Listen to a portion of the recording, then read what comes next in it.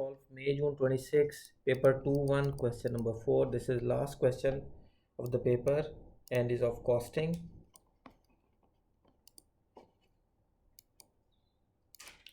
M Limited is a manufacturing company which uses marginal costing at both of its production centers. At one of the factories, a single type of product is made. The following information is available: direct material, direct labor, fixed cost, per unit, all the cost are per unit. अब बेटे fix cost हमें per unit नहीं चाहिए होती। उन्होंने कहा है कि जी फैक्ट्री की कैपेसिटी जो है वो 12,000 यूनिट पर मंथ है और फुल कैपेसिटी पे काम कर रही है। इसका मतलब ये है कि अगर हम इसको 12,000 से मल्टीप्लाई करें तो we will get total fix cost. So this is 396,000। अब बेटे इन्होंने कहा है कि selling prices 158 per unit. Break even point calculate करें। ब्रेक इवन का फॉर्मूला आप लोगों को ऑलरेडी आता होगा। ब्रेक इवन इन यूनिट्स होते हैं जी टोटल फिक्स कॉस्ट ओवर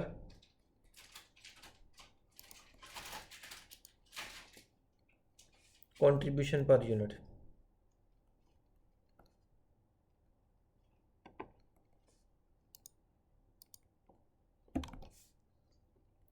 अब टोटल फिक्स कॉस्ट हमने कैलकुलेट कर ली है। दिस इज़ 396,000 और कंट्रीब्यूशन पर यूनिट जो है it will be 158 minus 24 minus 77।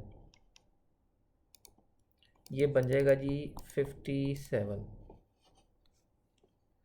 अब इसको 57 पे डिवाइड करें तो आपका आंसर आ जाता है 6947 पॉइंट समथिंग। हम इसको 8 कर लेंगे क्योंकि यूनिट जो है वो फ्रैक्शन में नहीं बनाया जा सकता। अच्छा जी, अब उन्होंने कहा जी मंथली प्रॉफिट कैलकुलेट कर दें। आपने सिंपल क्या करना है, कंट्रीब्यूशन पर यूनिट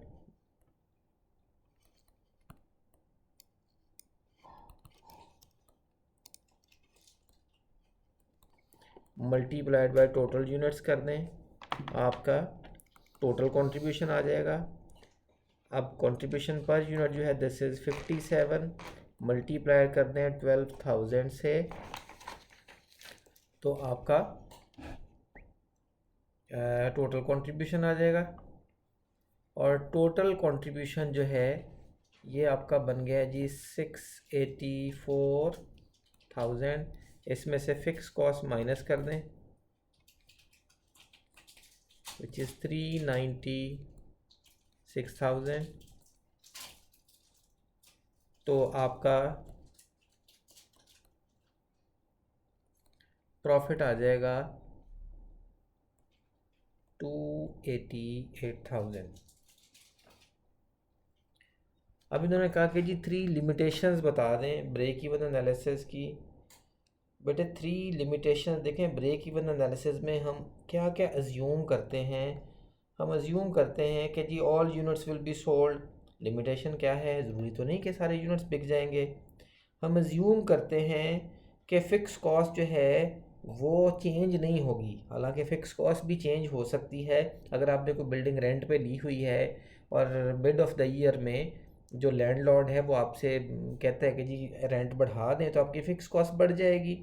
ठीक है जी। हम एज्यूम करते हैं कि variable cost per unit will remain same. हालांकि वेरिएबल कॉस्ट पर यूनिट जो है वो चेंज हो सकती है। हम एज्यूम करते हैं कि सेलिंग प्राइस जो है वो सेम रहेगी। हालांकि अगर कोई बल्क में हमसे बाय करे तो हम सेलिंग प्राइस को चेंज कर सकते हैं। तो बेटे ये लिमिटेशंस हैं इसकी, मैंने आपको बता दी, आप ख़ुद लिख लीजिएगा। अगले पार्ट पे चलते हैं हम। अगले पार्ट में वो ये कहता है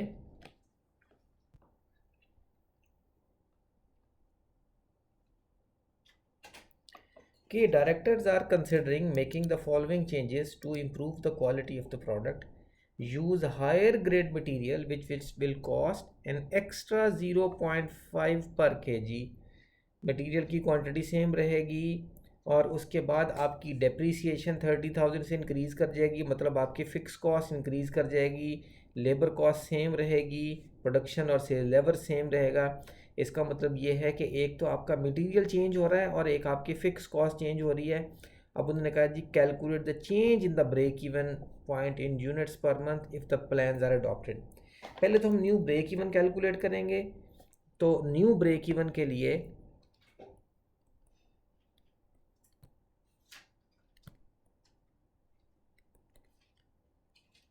फॉर्मूला वही रहेगा जी, टोटल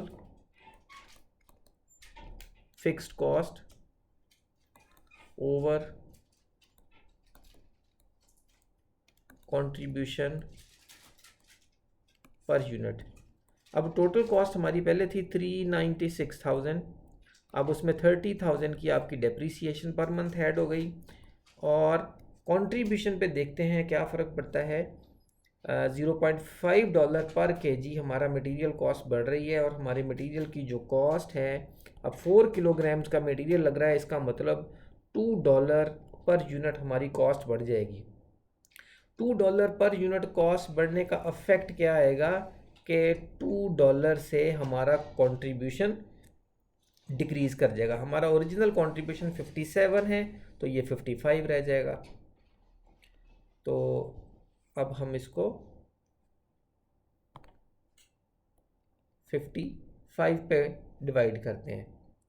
तो बेटे ये हो गया जी 426,000 डिवाइडेड बाय 55, तो ये आ जाएगा 7746 यूनिट्स। अब बेटे जब वो चेंज रिक्वायर करता है ना, तो बहुत सारे बच्चे यहाँ तक क्वेश्चन को ख़त्म कर देते हैं न्यू ब्रेक इवन पे। हालांकि उसने सिर्फ न्यू ब्रेक इवन उसने पूछा ही नहीं, उसने चेंज पूछा है। तो चेंज कैसे कैलकुलेट करेंगे, आप देखें कि ओरिजिनल ब्रेक इवन उसका कितना है जो हमने निकाला था, दिस वाज 6948।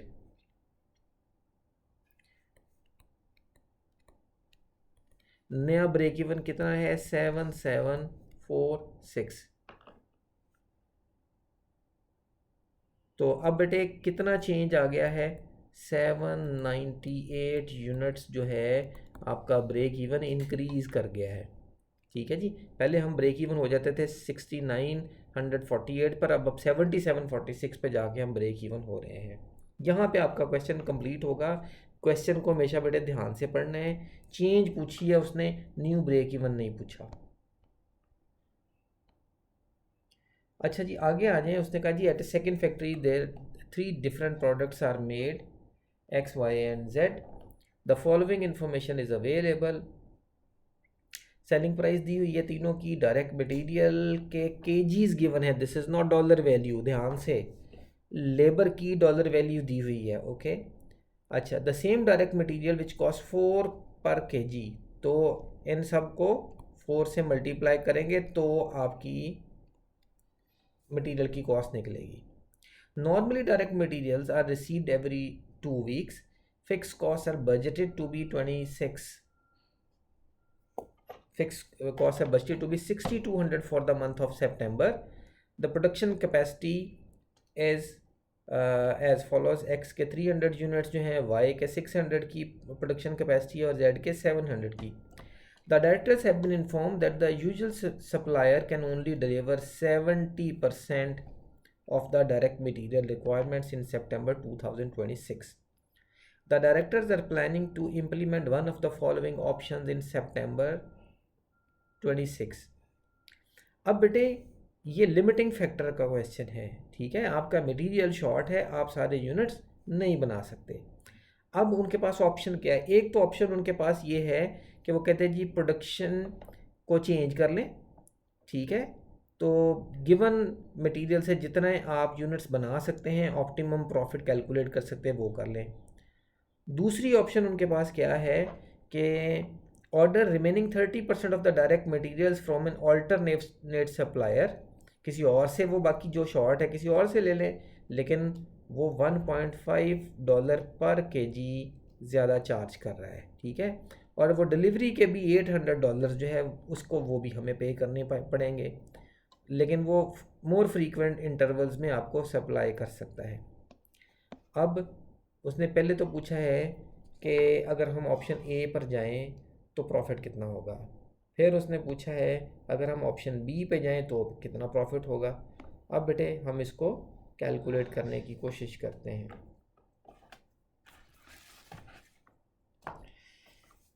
देखें हमारे पास 3 यूनिट्स हैं।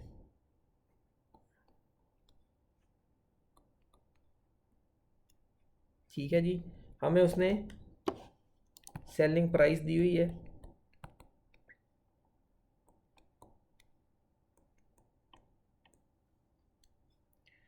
डायरेक्ट मटेरियल जो है, जैसे मैंने आपको बताया कि किलोज दिए हुए हैं, उनको 4 से मल्टीप्लाई करेंगे तो आपके पास मटेरियल की हर एक की वैल्यू आ जाएगी। और डायरेक्ट लेबर जो है वो ऑलरेडी गिवन है।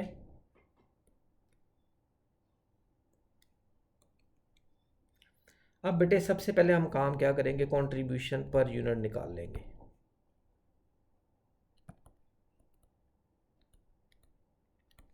अब कंट्रीब्यूशन पर यूनिट कैसे निकलेगा आपको ऑलरेडी पता है, सेलिंग प्राइस में से वेरिएबल कॉस्ट माइनस करेंगे तो कंट्रीब्यूशन पर यूनिट आ जाएगा। अब देखें एक्स का कंट्रीब्यूशन पर यूनिट जो है वो 7 है, और वाई का जो है वो 5 है, और जेड का 8 है कंट्रीब्यूशन पर यूनिट। अच्छा जी, कंट्रीब्यूशन पर यूनिट के बाद अगला स्टेप होता है, हमने जो लिमिटिंग फैक्टर है उस पर डिवाइड करना होता है। अब हमारा लिमिटिंग फैक्टर जो है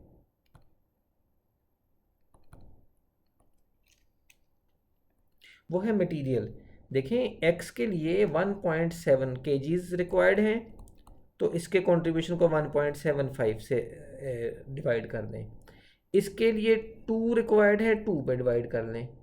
इसके लिए 2.25 kg रिक्वायर्ड है, इसको 2.25 से डिवाइड कर दें।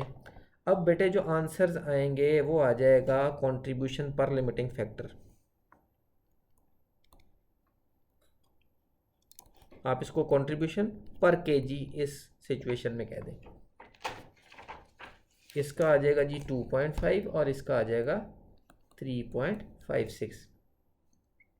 अब बेटे देखें, सब जो बड़ा आंसर है वो हमारा रैंक 1 है, ये सबसे ज़्यादा प्रॉफिटेबल है। उसके बाद ये रैंक 2 है, और ये उसके बाद ये सबसे कम प्रॉफिटेबल है। तो हम सबसे पहले एक्स को बनाएंगे मटेरियल यूज़ करके, जो बाकी बच जाएगा उसके फिर जेड के यूनिट्स बनाएंगे, और जो बाकी बच जाएगा उसके वाई के जितने यूनिट्स बनाएंगे। ये हमारा ऑप्टिमम प्रोडक्शन प्लान है। इसके अलावा किसी भी प्रोडक्ट मिक्स से हम बनाएंगे तो हमारा प्रॉफिट जो है वो कम आएगा। अच्छा जी, अब ज़रा देखते हैं कि हमारे पास मटेरियल है कितना।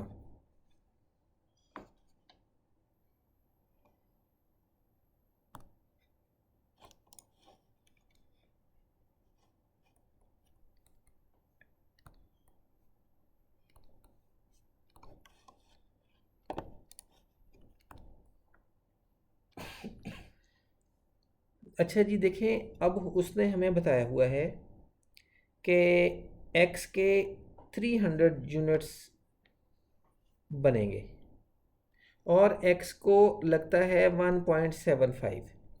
तो इसका मतलब ये है कि 300 इंटू 1.75 ये एक्स के लिए मटेरियल चाहिए। इसी तरह 600 इंटू 2 ये वाई के लिए चाहिए। इसी तरह 700 इंटू 2.25 ये हमें जेड के लिए चाहिए। तो इसके लिए बेटे 525 kg आ जाएगा, इसके लिए 1200 आ जाएगा, और इसके लिए हमें चाहिए 1575। अब बेटे टोटल रिक्वायर्ड जो है इन तीनों को अगर हम ऐड कर दें तो ये बनता है 3300 kg। लेकिन उन्होंने क्वेश्चन में बताया है कि ओनली 70% इज़ अवेलेबल, इसका 70% निकाल लें तो 2310 ये हमारे पास इतना केजी अवेलेबल होगा। अब हमने देखना है कि किसके कितने कितने यूनिट्स बना सकते हैं। देखिए पहले हम एक्स के बनाएंगे। एक्स के अब हमारे पास अवेलेबल मटेरियल जो है वो है 2310 kg। अब एक्स के अगर हमने 300 यूनिट्स बनाने हैं तो उसके लिए 525 kg चाहिए, तो 525 kg तो इसने यूज़ कर लिया। बाकी हमारे पास बचा जी 1785 kg। अब हम बनाएंगे जेड के 600 यूनिट्स, जेड के 600 के लिए हमें ऑलरेडी पता है 1575 kg इसने यूज़ कर लेना है। 1575 इसने यूज़ कर लिया तो हमारे पास बच गया 210 kg। अब हमने वाई के बनाने हैं। अब वाई के एक यूनिट को 2 kg रिक्वायर्ड है तो इसके 105 यूनिट्स बनेंगे। तो ये हमारा मटेरियल पूरा हो गया। अब देखें एक्स के भी हमने 300 यूनिट्स बना लिए, वाई के भी हमने 600 यूनिट्स बना लिए, जेड के भी बना लिए, 6 के जो है वो कम बने हैं। अब इन यूनिट्स के साथ हमने देखना है कि प्रॉफिट कितना हो रहा है। देखिए बेटे, अब टोटल कंट्रीब्यूशन कैलकुलेट करें।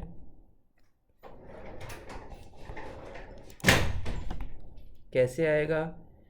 एक्स के 300 यूनिट्स हैं और एक्स का कंट्रीब्यूशन है, ये देखें यहाँ पे 7 कैलकुलेट किया था, इसको 7 से मल्टीप्लाई कर दें।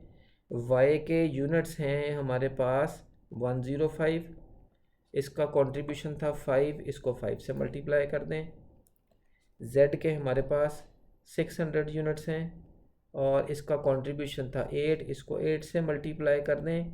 और जब इन सब को हम सॉल्व करेंगे तो हमारे पास जो टोटल कंट्रीब्यूशन बनेगा, ये देखें, इसका कंट्रीब्यूशन बना 2100 और इसका बना जी 525 और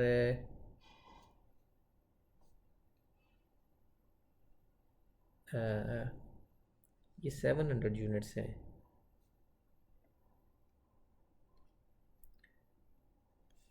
और इसका बनेगा 5600 और इन सब को अगर हम ऐड कर दें तो ये आपका बनेगा जी टोटल कंट्रीब्यूशन 8225। अच्छा जी, अब टोटल कंट्रीब्यूशन में से फिक्स कॉस्ट माइनस करें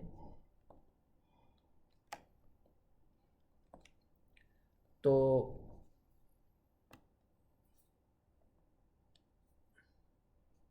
फिक्स कॉस्ट जो थी वो 6200 है, वो इसमें से माइनस कर दें तो हमारा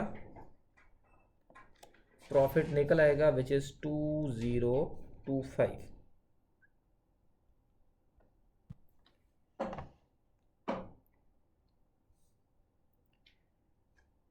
अच्छा जी बेटे, अब उन्होंने कहा है कि अगर हम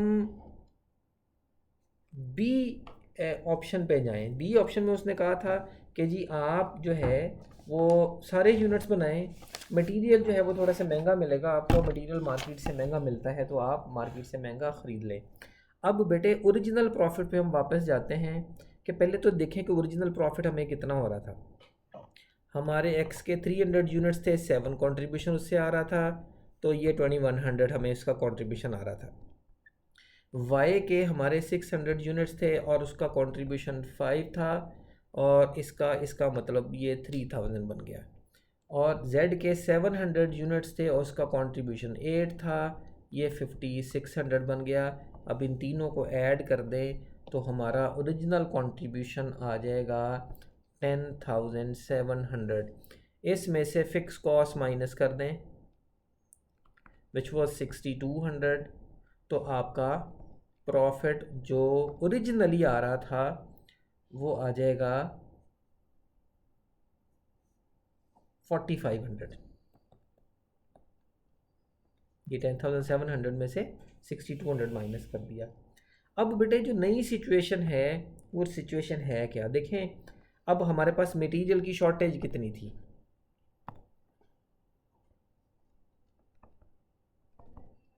मटेरियल हमें रिक्वायर्ड था 3300 kgs का, ये हमने यहाँ पे लिखा हुआ है,